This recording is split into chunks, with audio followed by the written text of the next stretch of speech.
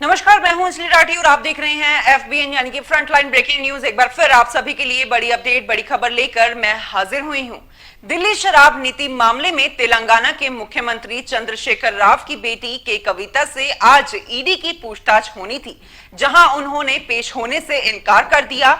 केंद्रीय एजेंसी को उन्होंने चिट्ठी लिखकर पेश होने की नई तारीख दी और कहा कि मैं यह आपको सुनिश्चित करना चाहती हूं कि मामले में मेरा पूरा सहयोग है। के कविता ईडी के सामने 11 मार्च को पेश होंगी। उन्होंने ईडी को लिखी चिट्ठी में पेश होने के लिए मोहलत मांगी है। वह आज दिल्ली के जंतर मंतर पर महिला आरक्षण बिल के समर्थन में एक प्रदर्शन में हिस्सा ले सकती है।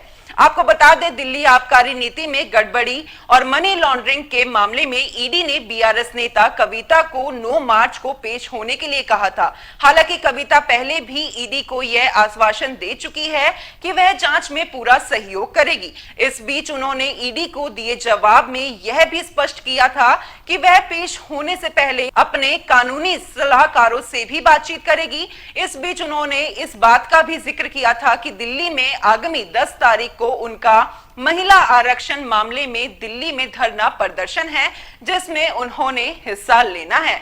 लेकिन आपको बता दें, बीजेपी सांसद अरविंद धर्मपुरी ने तेलंगाना सरकार और दिल्ली शराब घोटाले के बीच संबंध का आरोप लगाते हुए कहा कि आप पूरी क्रोनोलॉजी समझिए।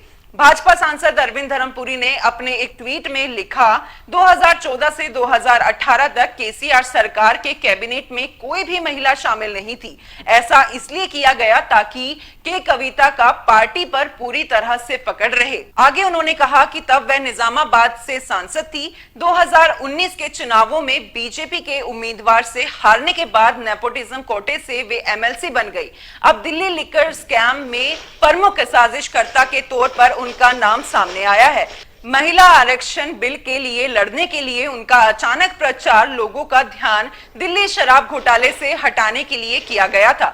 भारतीय जनता पार्टी के विधायक ने आगे कहा कि तेलंगाना सरकार तेलंगाना आंदोलन के दौरान कभी किसी के सामने नहीं झुका, लेकिन अब दिल्ली शराब घोटाले में कविता का नाम सामने आने के बाद पूरे राष्ट्र के सामने शर्म से उनका सिर झुक गया है।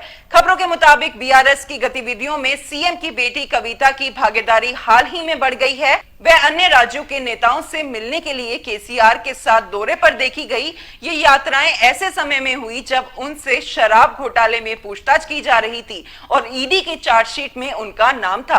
द प्रिंट की एक रिपोर्ट के मुताबिक कविता तेलंगाना के बाहर के नेताओं के साथ कम से कम 5 बैठकों में केसीआर के साथ दिखी। तो ये थी एक पूरी अपडेट जिसमें आपने जाना कि किस तरीके से कि कविता ने जो है अब ईडी से पूछताछ के लिए अगला समय मांगा है। हालांकि आपका इस पर क्या कहना है, आप नीचे अपने विचार कमेंट बॉक्स में लिखकर हम तक जरूर पहुंचाइए और आगे भी देश और दुनिया से जुड़ी हुई हर छोटी से बड़ी खबर मैं आप सभी के लिए लेकर आती रहूंगी। आप देख रहे थे एफबीएन यानी कि फ्रंटलाइन ब्रेकिंग न्यूज। मैं अंजलि राठी।